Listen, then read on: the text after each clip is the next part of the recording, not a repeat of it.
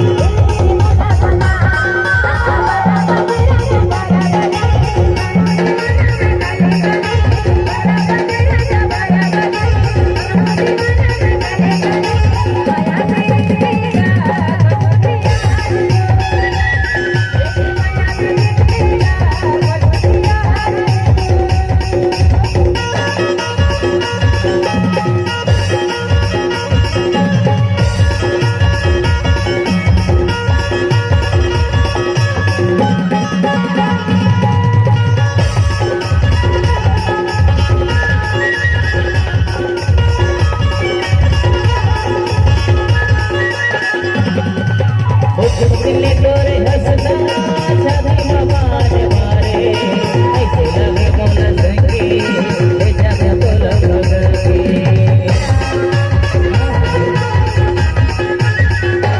दिले तोरे हंसना छाती में बाज मारे ऐसे लगे मोला संगी ए जग तोला भगती ऐसे लगे मोला संगी ए जग तोला भगती बारह बजे रानी बारह बजे अबे दीवानी से गले गले बारह बजे रानी बारह बजे अबे दीवानी से गले गले माया मेरे के हो गुटगुटिया ले लो मुझे माया मेरे के हो गुटगुटिया ले लो मुझे माया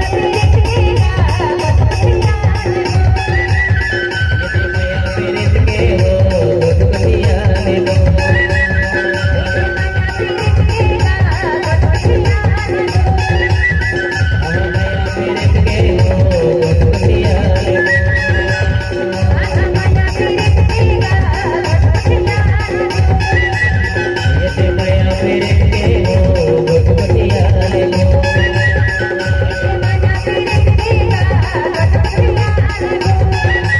मेरे